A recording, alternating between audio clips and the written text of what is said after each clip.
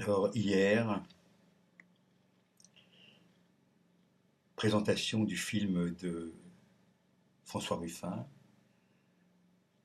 Je veux du soleil, Afflique secours, petite ville, bourg, entre Amiens et Abbeville dans la Somme. Donc on est chez François Ruffin, on est dans sa circonscription. Grand moment d'émotion, de la drôlerie et surtout euh, l'inverse de la langue de bois et des âneries et des saloperies qu'on entend à longueur d'année sur les chaînes. Enfin, la parole rendue aux gens, aux invisibles, aux gueux. Et ça fait du bien. Ça fait du bien. Il y avait quelques plans où on voyait toute cette bande de guignols qui sont à longueur d'année sur les chaînes de télé continue, et il y a un chat qui passe. Et voilà que euh, d'un seul coup, ils apparaissaient, mais vraiment dans leur morgue et dans leur leur saloperie, quoi, dans leur ignominie. Et à côté, les gens qui étaient interviewés par François Ruffin, c'était même plus que des interviews, c'était des conversations comme ça, parfois chez les gens. Il y avait un aspect complètement véridique, vrai, quoi. Même plus, les gens étaient dans la salle en plus. François Ruffin était là, et tous les gens qui avaient participé, enfin certains qui avaient participé d'un petit peu partout en France, étaient présents dans la salle. Et donc cela donnait, voilà, on était vraiment dedans.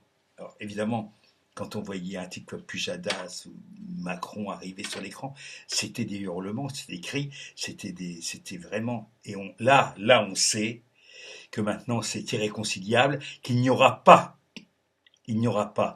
de réconciliation entre le pouvoir, celui-là, et les gens, les gilets jaunes et les autres, parce qu'il n'y avait pas que des gilets jaunes dans la salle, il y avait plein de gens différents, euh, différents âges, etc. Zone rurale, hein. Donc c'est exactement le cœur de cible, si j'ose dire, de la révolte des gilets jaunes, exactement ça, quoi. Une région dévastée par par la mondialisation, par le pendant des années en Picardie, nous avons chaque semaine, plusieurs fois par semaine, on voyait aux actualités régionales, au journal télévisé, on voyait les boîtes, les usines qui foutaient le camp, qui fermaient. Ça n'a pas cessé. Une région hautement industrielle, agricole et industrielle, a été littéralement dévastée par cette politique mondialiste et cette politique ultralibérale. Donc, avec de la misère, et là, Dieu sait si on en a vu hier, on sait, mais là, François Ruffin a réussi à faire toucher du doigt la réalité de tous les jours, ce qu'on ne voit jamais, jamais, sur les médias traditionnels, jamais, y compris sur le service public, et ça c'est désolant. C'est la raison pour laquelle il faut les boycotter. Encore une fois, il faut les boycotter.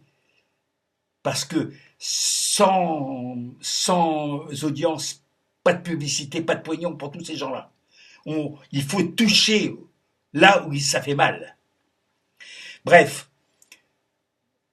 c'était hier soir, et aujourd'hui c'était l'acte, le dernier acte, mais pas l'ultime acte, euh, des Gilets jaunes à Paris. Eh ben, je veux dire que Castaner peut dire ce qu'il veut, il peut réduire les chiffres, ça n'a aucune importance. Partout, à Paris, à Marseille, à Lille, à Toulouse, à Caen, etc., etc., ça continue. Voilà. Ça continue. Je continue à penser que il faudra, ça peut continuer, ça va continuer, mais et ça va d'autant plus qu'on continue que maintenant, ça y est, les gens n'ont plus peur. Les gens n'ont plus peur. Ça va continuer, ça ne peut qu'empirer, sachez-le, mesdames et messieurs, de la droite, de toutes les droites, et de cette gauche de trahison. Sachez-le, ça ne va pas s'arrêter. Voilà, c'est à peu près certain. Ça va même, sans doute.